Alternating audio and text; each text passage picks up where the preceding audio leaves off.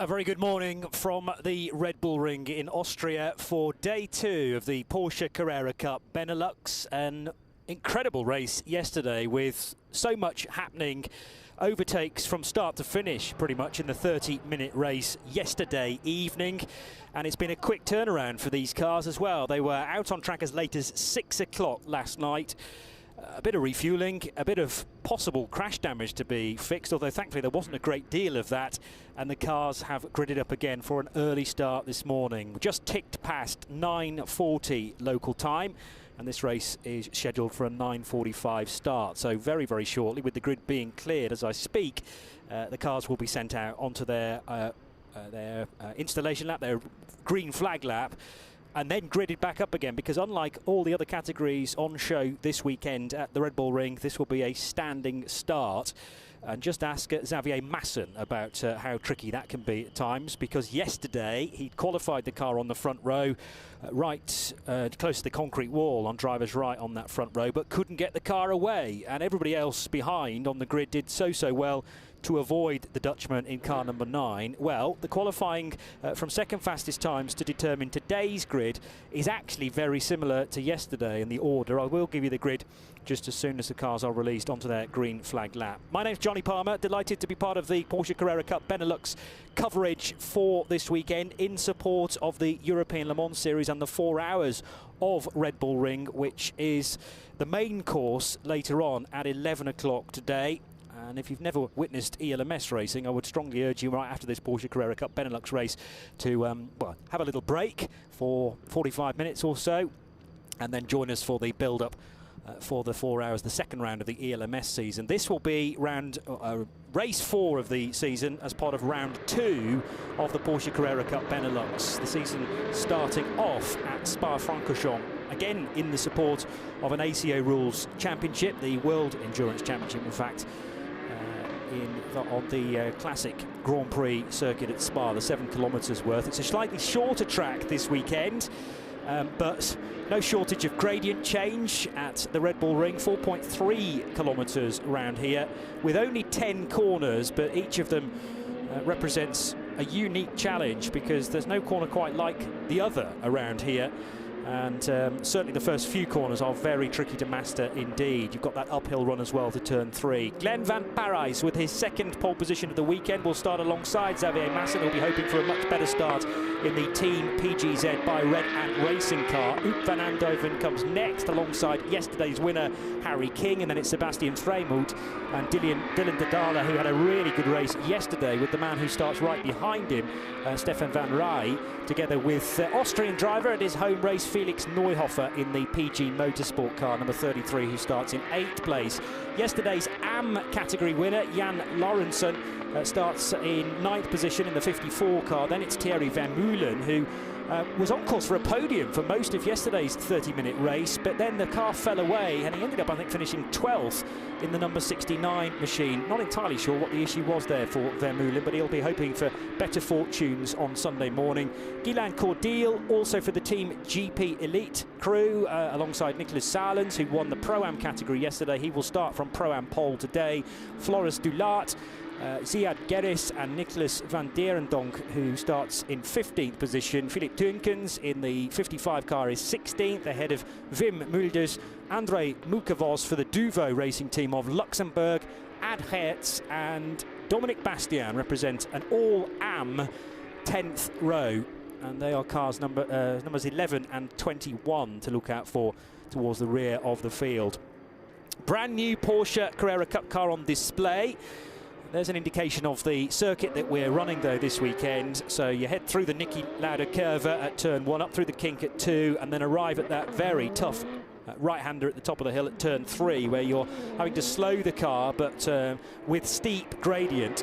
And it's very easy to miss the apex there and allow the car to understeer a touch wide. That's the reason why we see a lot of mistakes at turn 3, but it's crucial to get a good slingshot out of that right-hander where possible, because you really do need a very good top speed across the top of the circuit to determine a good lap time. So 3 down to 4 and into Rauch corner, crucial to the opening lap, really. and then you head through turns 5, the arcing right-hander, which is labelled as a corner on the track, but you're still pulling, accelerating through there. The double left-hander at 6 and 7, kink at 8, and then into the Jochen Rindt curve at turn 9, and finally through a tough turn 10 because it dips right in the middle, and you feel your stomach end up in your mouth through that bit of the track. But again, a drag race out of there is all important to a healthy lap time.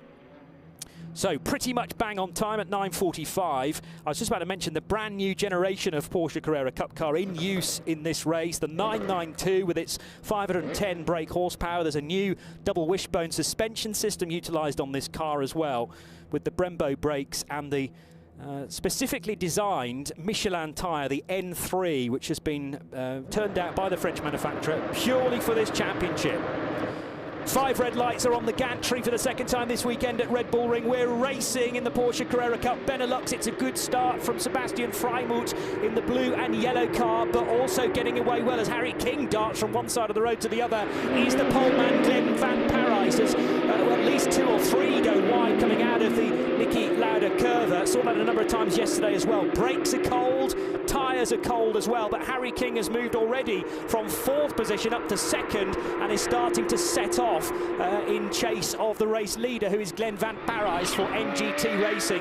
More cars locking up. Oh, and a spin for Freimuth. It was far from the ideal end of the race yesterday for Sebastian Freimuth in the 31 car, and he has rotated at turn number 3 as Xavier Mason today did get away well, and he's already having to go door handle to door handle with Dylan de Dale in the 99 orange and black car. De Dale goes up the inside of the Dutchman there, so Belgian racer up to 3rd, and now can he take the fight to Harry King, who runs 2nd, and Glenn Van Parijs, who leads the motor race. So it's NGT number 15 out front from the Parker Revs Motorsport prepared car for Harry King, last year's Porsche Carrera Cup Great Britain champion, and guesting this weekend at Red Bull Ring, so therefore not scoring championship points.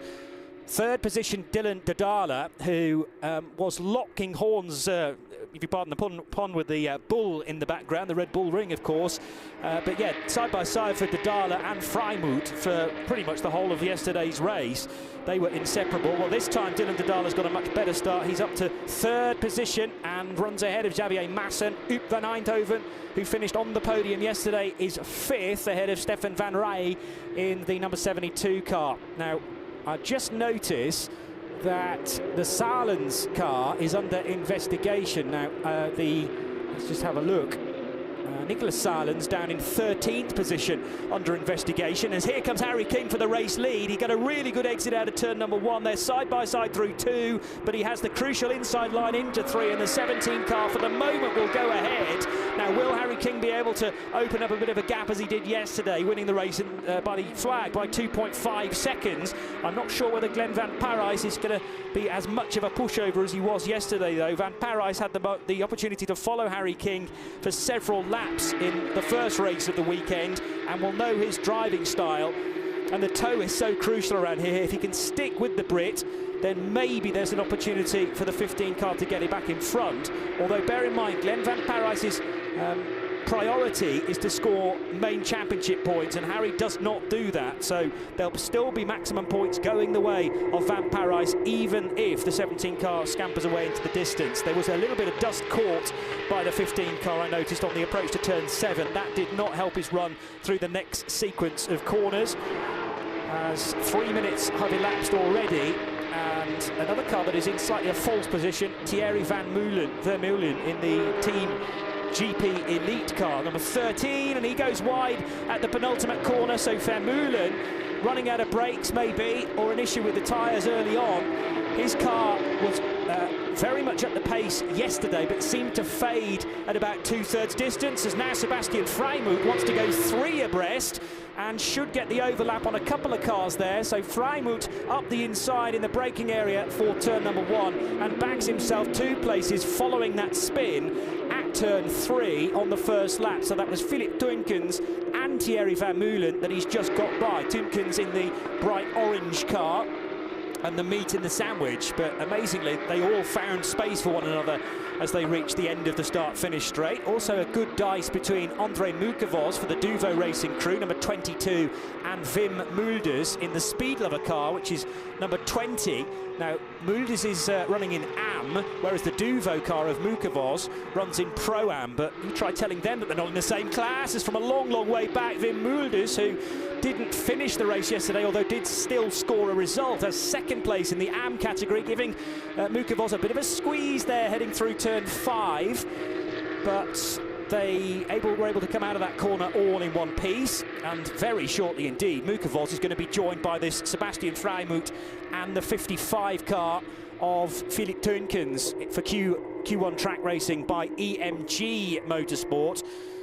Very serenely out front though for a Sunday morning drive is Harry King. He has managed to build a gap of nearly a second over Glenn Van Parijs, and Van Parijs will be more concerned about Dylan Dadala now in the rear view mirror and how close that number 99 car is getting in third position. Xavier Mason for Team PGZ in his number 9 car, there or thereabouts. There's still a chance that Mason will make the podium, and that's a heck of a lot better than yesterday's race after he stalled at the start of it. Philipp Teunkens really close as he hits the brakes. There's more problems for Thierry Vermeulen, because Vermeulen's come in the pits at the end of lap number 3. Clearly all was not well with the 69 car, and another white machine not going too well, running out wide there at the first corner. So the start cleaner than yesterday. Sebastian Freimuth seemed to get a much better getaway than Huub van Eindhoven, who was just ahead of him in the green car, and Freimuth right in the middle of the pack as Glenn Van Parijs got a killer start, but so did Harry King from 4th position. And 4th place, unusually on this grid, actually gives you the inside line for the first corner, whereas normally pole position would be on driver's right. But there's more rubber going down through the weekend on the left side as Freimuth then spins, maybe given a bit of a helping hand, but also cold Michelin tyres and cold brakes will not have helped the recovery of that moment. And because the engine sits fairly rearward in these cars, although less towards the rear than the previous gen of Cup car, interestingly. So one or two drivers say the balance is even better now in these Cup cars because of the rearrangement. But that, I'm afraid, is not a happy 69 Gen 992 car, because it is overheating massively. So that's a cooling issue, maybe a stone through the radiator, which has meant that the engine temperature has gone sky high, but steam issuing from the front of the car where all the cooling system is positioned in a Porsche Cup car. Heading up the hill, Dylan Dadala under pressure from Xavier Mason. Then there's a bit of a gap back to the green car of Huub van Eindhoven. Stefan van Rey in the 72 car comes next for GP Elite. And then Felix Neuhofer, who was born in Munich but is Austrian by nationality and therefore thoroughly enjoying an away day for the Porsche Carrera Benelux Championship. They tend to have 2 meetings a season that are outside Belgium, the Netherlands and Luxembourg, and this of course is one of them. So Felix Neuhofer no doubt has brought family and friends with him. Oh, a spin for Philipp Teunkens coming out of turn 1, and he caught the barrier as well with the rear of the car. Let's hope not too much damage has been done with the heavily reprofiled rear of these new Porsche Cup cars, making them look very smart indeed. I do like the contours of the new car, which is exploding into this single mate series around the world actually, but the Benelux Championship's been running for many seasons now, and it can very easily fall beneath the radar when you've got the magnitude of Porsche Carrera Cup, Deutschland, France, Great Britain, Italy, but Benelux has been such a major supporter of Porsche one-mate racing, and with the live stream publicity, exposure this season, I hope we can get a few more fans on board throughout the course of this year as well, because there's some real driving talent within the championship. Now the 31 car of Sebastian Freimuth still trying to recover. Up the inside of Nicolas van Dierendonck he goes there and gets 13th position as a result. Van Dierendonck with Wim Mulders behind him, and André Mukavos just been overtaken, and Xavier Mason now with a very good run on Dylan Dadala. That was coming out of turn 3, and the Dutchman has the crucial inside line as they head down the hill into Rauch corner, so we'll be able to take this position there, which is 3rd place from Dylan Dadala. in the orange and black car, and Hoop van Eindhoven really not very far away in the 10 as well. Steven van Rij right at the back of the queue as well. So 4 cars dueling it out for 3rd position. The black PGZ car leading the way, as Glenn van Parijs is a clear 2nd place runner, and Harry King almost 2 seconds away from that now. Dylan Dallala has a little look at the inside into the right-hander at Jochen Rindt curve, but there's no opportunity to get through there. And a faint gap now appearing between Dallala and the next car, number 10. But as soon as Hoop van Eindhoven is able to get into the toe properly for Dylan Dallala, he may be able to get the slingshot, get the draft up the hill, or more crucially out of 3 and 4 to maybe cause problems for Dylan Dallala. Way in the distance is Harry King, starting the ascent again to turn number 3. Then Glenn van Parijs a little bit on his own. We're quite rightly focusing on the 3rd, 4th, 5th and 6th place scrap though. And there's another car as well, not very far away. That is Felix Neuhofer, the much talked about Austrian. 5 maybe for 3rd position very shortly. The multicoloured car of Neuhofer is definitely within touching distance. 10 minutes gone of this 30-minute race. Beautiful day here in Austria in the Styrian Mountains for round 2, race 4 of the 2021 Porsche Carrera Cup Benelux, and the 72 car of Stefan van Rij coming out of turn 4 now and down the hill, starting to apply the pressure to the PGZ by JW Race Services. Hoop van Eindhoven in another green car to match the very green scenery here. There's been a fair bit of rain over the weekend, but thankfully a dry start to Sunday. Some rain expected later on for the big ELMS race, maybe right in the middle of it, which could throw strategy right out of the window. Over the rise into Jochen Rindt curve comes Xavier Mason in 3rd position, ahead of Dylan Dallala, Hoop van Eindhoven and Stefan van Rij, with Felix Neuhofer looking to attach himself onto the back of this battle for the final podium slot. Guylain Cordial, 8th place, but he's got about 3.5 seconds to make up if he wants to be part of this steadily increasing freight train from a long way back. Wim Mulders. Now, did he make Rauch corner to slot up the inside there of Nicolas van Tierendonk? Well, he did make the corner, but he had to run out wide as a result, and that gave the position back to van Tierendonk in the Q1 track racing car, running in Pro-Am.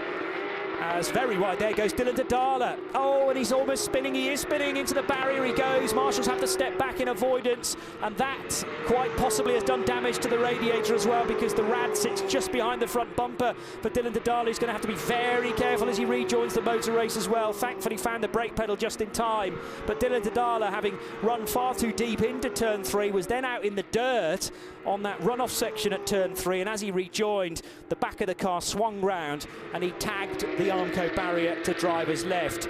He was about to run in the back of Xavier Mason, I think, so had to dart to the left, then went high and wide onto the slightly higher friction tarmac, but caught some gravel and caught the grass, and that really unsettled the car, because there's a drop there from the runoff section back to the hard standing, and the car didn't like it and pitched him left and into the barrier. And Dylan Dallala's race, I'm afraid, has been ruined because of a very small mistake indeed into turn 3.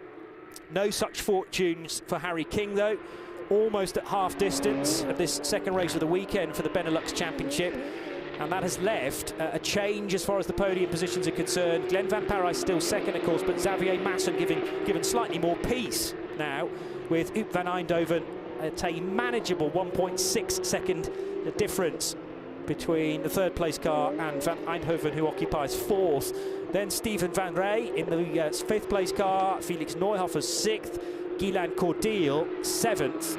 In car number 2, another machine entered by Team GP Elite. I was about to run through the classes for you, because remember, it's 3-tiered in the Benelux these days. You either run in Pro-Am or the AM category. There's no difference in specification of the car, apart from in AM, where ABS is permitted. So the AM drivers do have a bit of braking assistance, but Felix Neuhofer does not. And coming out of the corner, he caught the stones and the dirt, and the rear end thought about flicking round entirely on the Austrian driver. He caught hold of that superbly well.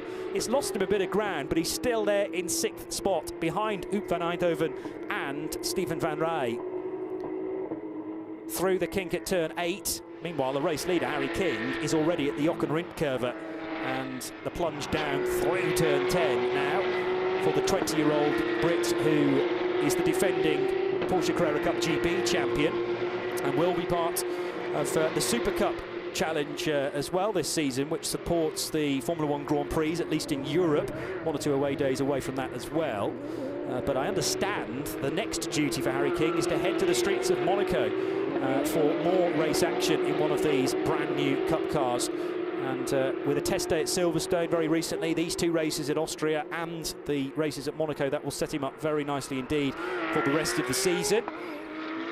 As far as the regular runners in the Benelux Championship are concerned, though, they're not too bothered about where he finishes, because Harry is not taking points away from the regular Benelux entries, as Dylan Didala at least gets 1 place back again after that spin at turn 3. No such worries just yet for any overheating on that car, which I'm delighted to see.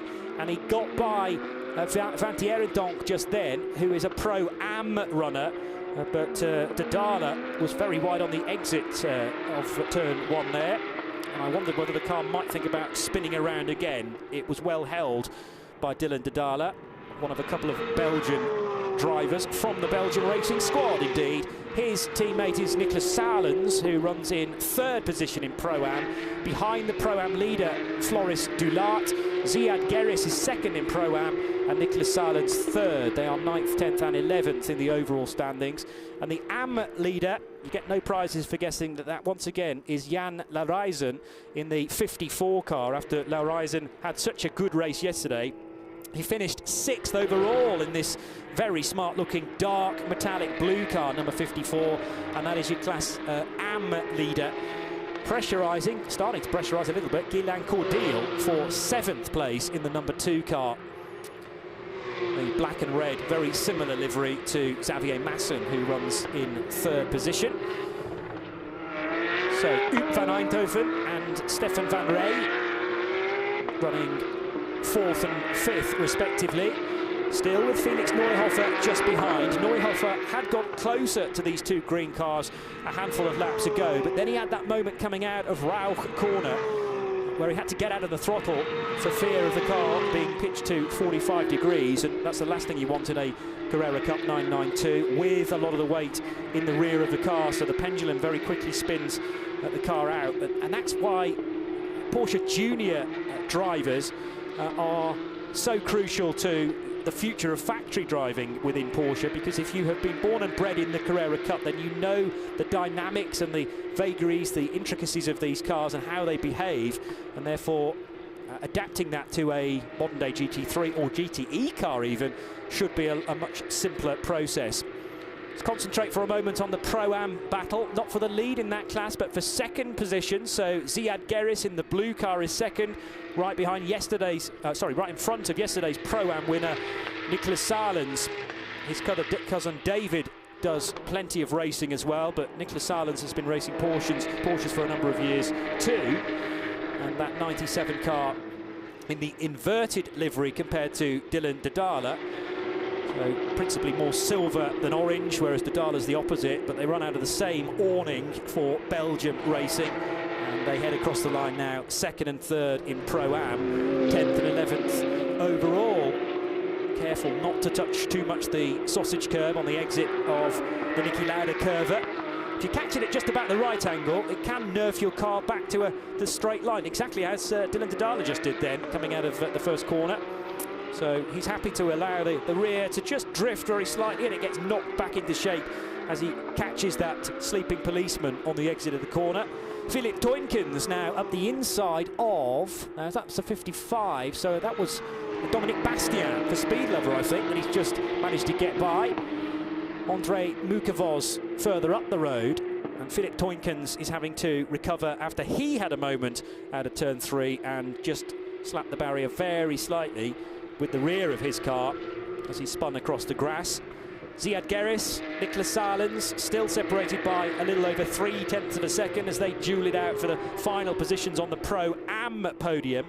And they have joining the party in almost that police car type livery, Sebastian Freimuth, who heads out of turn 8 and over the rise. So the blue with the Dayglow yellow stripes for Sebastian Freimuth, running in the Pro division. So should have enough pace to get through in his PG Motorsport prepared car. But the issue is, I suppose, Ziad and Nicholas are embroiled in their own Pro-Am battle. They're not necessarily going to create any space for Freimuth. So we will have to take that approach that rather gingerly. Now, Toinkens had got past not Dominic Bastian, in fact, but Ad Hertz in the number 11 car. So the all-white machine for the Team PGZ entry. And Toinkens, having got by Hertz, isn't really able to build too much of a gap just yet. Hertz is doing well to stay on the back of the Pro-Am runner there, as the two green cars for Huub van Eindhoven and Steven van Rij arrive at Rauch corner together. And the second and third place fight for Pro-Am still very much in the company of Sebastian Freimuth, who is looking for maybe the hint of an inside line, the door being left open by Nicholas Salens as he concentrates more on bagging himself second position in Pro-Am. Just a little bit off the apex there for Ziad Gerris, and he's struggling to get the car turned in at turn 6 as well. Sebastian Freimuth found the apex much more convincingly. And again, the 97 car looks a little more pointy for Nicholas Salens as well. So is there a hint here that Ziad Gerris's car has used the best of its Michelin tyre in the early stages? Just looks like he's struggling to get the car turned in at the last few corners. That's better, though, at Jochen Rindt Curve. And ahead of Ziad Gerris, by the way, is Floris Dulaert, also for Team GP Extreme, another Pro-Am runner.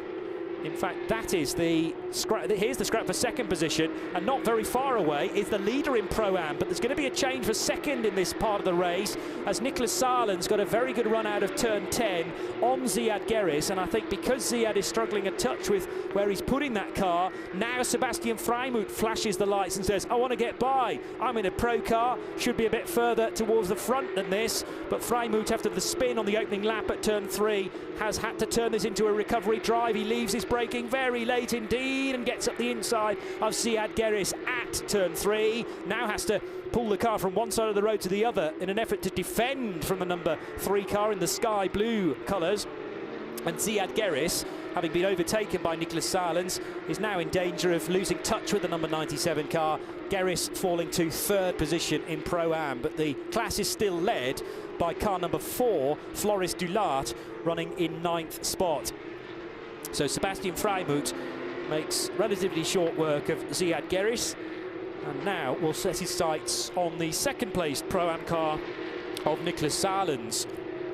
Guylain Cordeal, I might have suggested this a moment or two ago, is now under an immense amount of pressure from Jan Lorijsen. Now, Lorijsen has the advantage of some anti-lock braking system on his car. ABS is permitted in the AM machines, so it means that Jan can smash that left-hand pedal far more than Guylain Cordeal can. A little bit more finesse required in the Pro-Am and the Pro cars, and Cordeal could well be picked off in the early part of the next lap. That won't change Cordeal's position within the Pro category. He will stay 7th. But Lorijsen making his intentions felt here. Up the hill, through the kink at 2, and then into the braking zone. And Lorijsen deliberately taking a very wide entry into turn 3. It means he can cut back on the exit and get that crucial slingshot out of the right-hander at the top of the hill. And along what I call a straight, but actually there's 2 fairly significant kinks in it, and then it drops away off the edge of a cliff into Rauch corner as Lorijsen does get the place on Guylain Cordeal. That's an AM car overtaking a Pro, but Cordeal isn't a big fan of that at all. So now we'll keep Lorijsen very honest indeed, heading through 5, but into 6. The blue car is on the inside, so he can take the position again. Cordeal, though, trying to get an overlap into 7 and got his front wheels just about level with the rears of the blue car, but couldn't make that work. And Jan Lorijsen now, with the advantage of ABS on that car, may be able to just build maybe a car or two's lengths between them. But still, Lorijsen having to put the car right in the middle of the track as they approach Jochen Rindt Curve. And takes plenty of that red and white curbing on the exit of the bend as well. But now Lorijsen really does cement 7th place away from Guylain Cordeal in the number 2 Pro car. couple of machines further back, it's nose to tail as Sebastian Freimuth now applies pressure on Nicholas Salens and goes for the overtake, looking very strong indeed on the brakes for the last couple of laps actually, Freimuth, and he makes that look easy to get by Belgian racer Nicholas Salens. Very good overtake indeed, although Salens is trying to stay with him on the run into turn 1. Shadowing his every move as they head up the hill, and Salens might come back here. He does have the inside line, and the 97 will slot back into the position he just lost, which was 10th. So Salens 10th, still third in Pro-Am, second in Pro-Am rather, and now the 31 car looking to return the favour. Really good racing this from Sebastian Freimuth. He was involved in a very similar battle yesterday with Dylan Dedala. Sadly that ended in tears in the end for Freimuth, who spun at turn 10 all on his own, having caught far too much curb on the exit, and Freimuth on the last lap spinning and in the end fell significantly down the order. So Freimuth looking to finish his weekend far better than it started, and he has now got ahead of Nicholas Salens and should be able to break the toe there. Ziad Gerris, plenty of curb at turn 8 for the sky blue car. Not forgetting at all about Harry King, who leads the motor race and has the fastest lap to his name as well. It's a 1:31.959 that he did on lap 15. He's just completed lap 16, so we managed a good amount of laps yesterday, 20 from memory, and we should be in that sort of ballpark figure today as well, as Harry King now has a much better lead than he did yesterday, winning the race by just under 3 seconds on Saturday evening. Well, it's over 5 seconds on Sunday morning here at the Red Bull Ring. This the 4th race of the season for the Porsche Carrera Cup Benelux. One battle that isn't yet decided is that between Huub van Eindhoven and Steven van Rij in their PGZ and Team GP Elite cars respectively. Neither of them on the podium right now. Xavier Mason stands in their way, but the difficulty for both these cars is that they're about 6 seconds away from Mason now. So it's a battle for pride really, and as many championship points as they can hoover up for 4th and 5th places right now. I don't think it's going to be any better than that for Huub van Eindhoven or Steven van Rij. And Felix Neuhofer, having been really close a few laps ago in the 33 car, made a very slight error coming out of Rauch, and it's meant that the 33 car for the homeboy Neuhofer is just a bit too distant in the 6th of 6 pro cars all locked together on the timing screen. The one interloper from a lower order class is still Jan Lorijsen in the AM 54 car for Q1 track racing.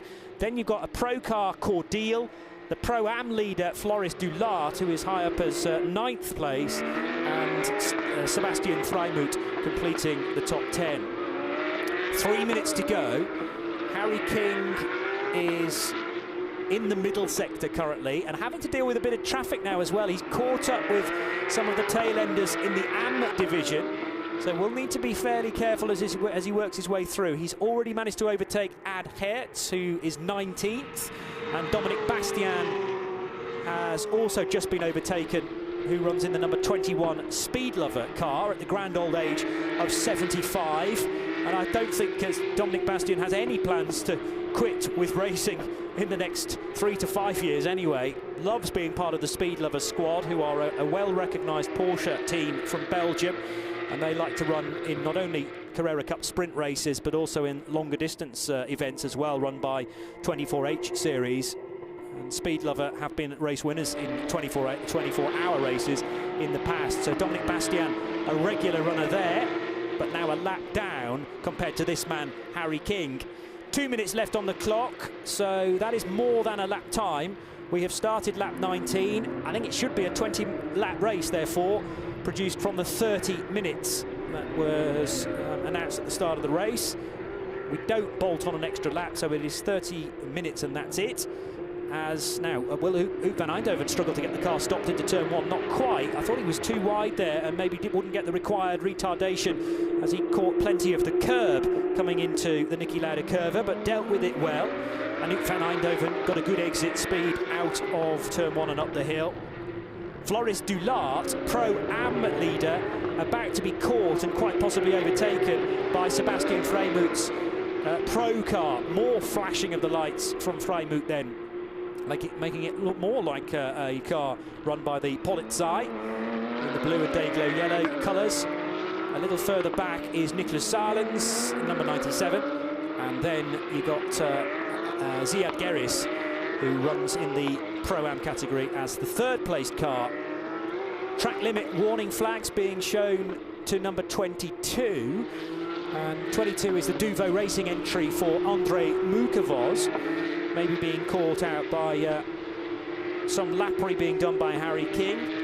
The car running a touch wide, and more so than the stewards would like. Although remember the track limit system being run slightly differently from ELMS this weekend, in that the curbs do count as the racetrack. So even if you get all four wheels over the white line, as long as you're on a curb, that is permitted. On to the final lap for Harry King. So another 4.3 kilometres still to do for the 20-year-old British driver. And Nicholas van Dierendonk having a good scrap with Andrei Mukavoz. So Q1 track racing by EMG versus Duvo Racing. But Harry King is now at turn 3 for the final time. Moment or two ago, did he have an issue coming out of turn 1? Well, four-wheel drifting his number 17 Porsche through turn 1, and again caught the sausage curb as Sebastian Freimuth managed to get a good run there coming out of the final corner. And running wide at 3 is Steven van Rij. Now, where is Felix Neuhofer? And could the 6th placed car manage to get by there was contact. There was contact in the braking area for 3 between the 10 and the 72, scrapping over 4th position. And I just wonder whether Felix Neuhofer might be able to take advantage of that. Steven van Rij arriving at turn 3 so quick, he's just set the absolute best first sector. But the main reason he did that was because he wasn't sufficiently on the brakes at the top of the hill. So no wonder he was quicker than everybody else. Couldn't then make the corner. Harry King, 6 seconds to the good, will make it 2 out of 2 this weekend as the guest entry to the Porsche Carrera Cup Benelux. No championship points, but that will not tarnish the hard work that Harry King has pulled off this weekend. Didn't have the ideal qualifying session, with a couple of 4th places gleaned from that, but he's made amends in the races, and that's another victory for the number 17 car. 2nd place will go to Glenn van Parijs, but crucially, top championship point to the NGT racing car. Very close indeed at the line for Felix Neuhofer, who was right on the tailpipes there of Steven van Rij at the finish, but it's 5th place in the end to the Team GP Elite car, and PG Motorsport Felix Neuhofer having to make do with 6th place. 7th position, and the AM winner is Jan Lorijsen, repeating that feat from yesterday. Didn't quite get the 6th place finish overall, but 7th is still massive credit to Jan Lorijsen, and a star perhaps to look out for in the future. He's still done relatively little motor racing, but many people's eyes are being opened up to the talents of the Q1 track racing car and driver Jan Lorijsen. To complete the podium in Pro, then, it's Xavier Mason in the number 9 car. He was 2 seconds adrift of Glenn van Parijs, but comfortably ahead of Oep van Eindhoven and Steven van Rij, who complete the top 5. The Pro-Am victory going the way of Floris Dulaert for Team GP Elite, number 4, ahead of Nicholas Salens and Ziad Geris in another Team GP Elite car, number 3. So Dulaert, Salens, Geris are the podium positions for the Pro-Am category. And Harry King, who has borrowed, in fact, that car for the weekend, will, unfortunately for him, have to give it back, but he will have another machine to race at Monaco in a few weekends' time. And also some other Super Cup races as well that he will be part of. It remains to be seen whether he'll do the full Super Cup season. That's certainly a hope of his, but the season has certainly started well. After testing this car, these were the first competitive races that Harry has taken part in the new 992 generation of Carrera Cup car, and 2 wins. Looks very good on the CV indeed. Harry King, after 20 laps, victorious for Parker Revs Motorsport. The top points in the championship go to Glenn van Parijs for NGT Racing, and he finished 2 seconds ahead of Xavier Mason and Oep van Eindhoven, who complete the championship podium in Pro. The 54 car finishing 7th overall wins the AM category. Well done to Jan Lorijsen for his performance, not only today but yesterday evening as well. Pro-Am winner Floris Dulaert for GP Elite, finishing 10th overall ahead of Nicholas Salens, second in Pro-Am, and in third place in that category, Ziad Geris. One non-finisher was the rapidly overheating Thierry Vermeulen car. Vermeulen showing really good speed in qualifying. He just couldn't translate that into the race yesterday and, of course, this morning as well. But 30 minutes of action-packed Porsche Carrera Cup Benelux racing got going at 9:45 this morning with a really good getaway for Sebastian Freimuth. He ran door handle to door handle with Dylan Dedala, and Harry King wasted no time at all, slotting up the inside at turn 1 to bag second position, although he rattled over the curbs, I noticed, on the exit there. And then he set off in pursuit of Glenn van Parijs. There was a spin for Sebastian Freimuth, still not sure whether it was contact or cold tyres. I think he was given a helping hand into turn 3, and a couple of laps later Harry King judged this overtake to perfection to get himself into the race lead, and he really never looked back. Philip Toinkens couldn't hold on to his 55 car on the exit of turn 1, and the Q1 track racing car rotated and smacked the barrier with the rear of the car. Thierry Vermeulen with a cooling issue, cooled all the cooling in the front of the car, engine in the rear of course, but that steam would put an end to Vermeulen's race. Dylan Dedala ran far too wide at turn 3 as he was scrapping for third position with Xavier Mason. The rejoin was horrendous, bending some of the Armco barrier back there on the route out of turn 3, and also a bit of bodywork quite possibly stripped from the car. Amazingly, Dylan Dedala did rejoin and was able to finish in 13th position, but clearly that car will not have been running as well as it did yesterday. Jan Larijsen with a good move on Guilain Cordiel. Larijsen was already in the AM leader, in the AM lead, and he got ahead of Cordiel, who runs in a pro car. Sebastian Freimuth battling with the green car of Steven Van Rey, and Van Rey and the Oop van Eindhoven car finding each other at the top of turn 3 as well. Side-by-side contact between those two machines, which meant that Van Rey ran wide and had to carefully rejoin. Harry King, though, a solitary run as it turned out to be, with a 6-second advantage at the line, and the checkered flag waved over the 17 car as he zigzagged his way down the main straight. 6.4 seconds was the advantage. Harry also bagging himself the fastest lap of the race on lap 15, a 1:31.1. So he gets all the plaudits very definitely, but Harry not committed to the full Carrera Cup Benelux season. We'll concentrate therefore much more on the Van Parijs, Massen and Van Eindhoven trio that finished first, second and third as far as the championship is concerned, with Van Rey just missing out. Felix Neuhofer with the Austrian flag finishing in 6th place overall, ahead of Jan Larijsen, Guilain Cordiel, Sebastian Freimuth and Floris Dulaert. Dulaert was the Pro-Am winner. Nicholas Salens finished 3rd, and Ziad Geris will complete the podium in Pro-Am. Dylan Dedala's number 99 car had the speed to finish on the Pro podium, but he didn't have the luck as far as the race was concerned, so unusually for the Belgium racing entered car, finishing down in 13th position. Nicholas Van Tierendonk 14th, André Mukevoz for the Luxembourgish team Duvo Racing in 15th. Wim Mulders did get to the finish today. He didn't quite make the 20th lap on Saturday evening, but much better fortunes for the number 20 car, finishing, I think, 2nd in AM. Yes, he did. Mulders 2nd, and in 3rd position was Dominic Bastian. So that's just about it for Porsche Carrera Cup Benelux, at least on the ELMS calendar. But we very much look forward to future rounds for the championship, with rounds still to come at their spiritual home of Zandvoort, Assen, Zolder as well. Championship principally based in Belgium, the Netherlands and Luxembourg, but it's always great for them to stretch their legs and wings a little bit to head to other tracks too. And often there are visits to Austria and Germany, dovetailed with the more regular haunts for the Benelux Championship. And clearly the podiums are just a moment or two away. We will stay on air for the coverage of those. And then on a separate stream, we can concentrate on the build-up of today's European Le Mans Series race very shortly indeed. So the Red Bull Ring speaker, podium announcer, about to get started with the pro podium initially, so it'll be Xavier Mason announced first, I reckon, to the third step of the podium. Here he comes in the PGZ race suit. Third position for Xavier Mason. Second place to Glenn van Parijs for NGT Racing.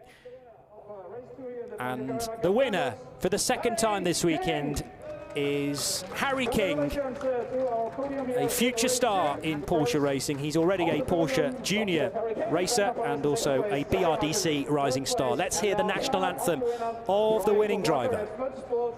The British national anthem.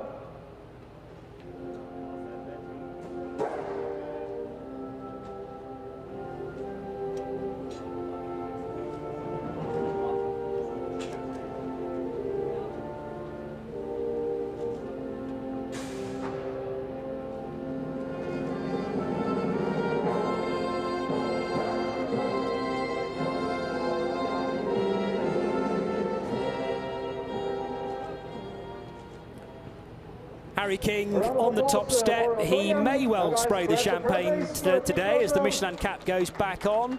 Wanted to keep the cork in the bottle so that the race suit wouldn't need a wash overnight. Will the champagne be sprayed? Well, Harry's making a dart for cover, whilst Xavier and Glenn van Parijs, Xavier Mason, Glenn van Parijs do decide to decork and cool down a little bit. Yes, it's early in the day, but with bright sunshine, a chance to just cool down because it's thirsty work, certainly behind the wheel of one of these Porsche Carrera Cup race cars. And yeah, let off some steam after 30 minutes of intense work in their respective offices. So they will scamper away down the podium steps. End of the weekend, of course, for Carrera Cup Benelux, but the rest of the ELMS paddock, their weekend or their day is just getting started. In fact, after lots of practice and qualifying yesterday for those cars. Meanwhile, we will turn the spotlight now to the Pro-Am division.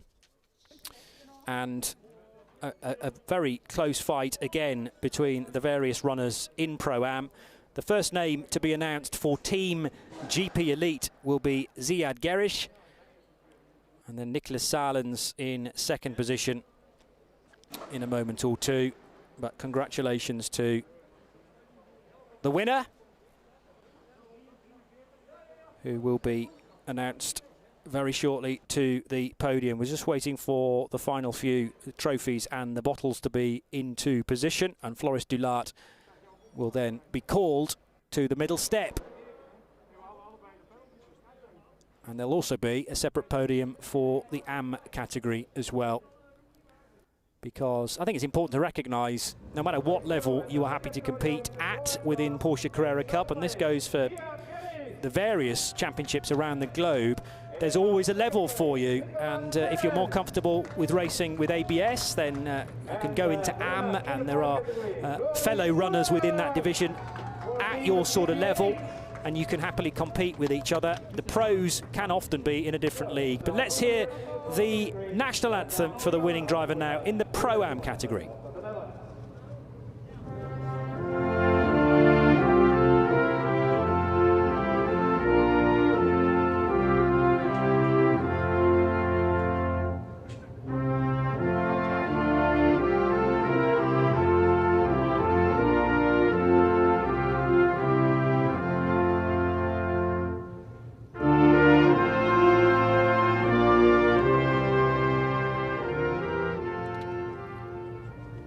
National anthem of the Netherlands for Floris Dulaert, who takes victory in Pro-Am and wins it from Nicholas Salens, and Ziad Gerish, who is in the sky blue and white race suit there, making sure that Floris Dulaert has a complete dousing of champagne. They take their trophies, their bottles and their Michelin caps away with them, and a very soggy podium now will be made or prepared, ready to receive the AM top three.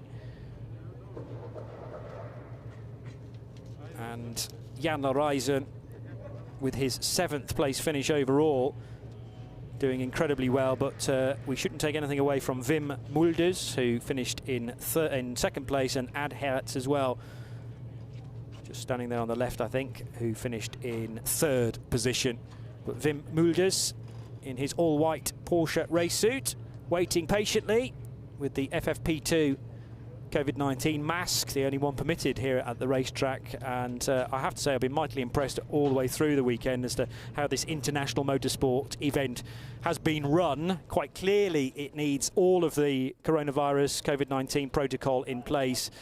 But just a joy to be at a race meeting, and it's almost feels normal.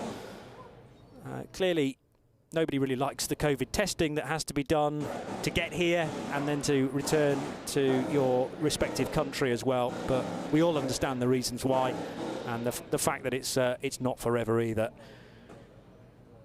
Would be great to very soon allow crowds back into ELMS and Porsche Carrera Cup Benelux events, because there are a number of very large grandstands here at the Red Bull Ring, and they all look rather wrong being empty, particularly that large grandstand that sits beneath the vast media centre which overlooks this incredible circuit in the Styrian Mountains. So still, the AM drivers wait patiently for the final podium of the morning for the Porsche Carrera Cup Benelux. So it's Dominic Bastien, I beg your pardon, rather than Ad Geerts. So Dom Bastien, of course, finished just ahead of Geerts on the road. And Dominic Bastien, the speed lover driver, onto the third step of the podium. Wim Mulders in second place, but the win, convincingly again, is Jan Leruijsen, and we will hear his national anthem right now.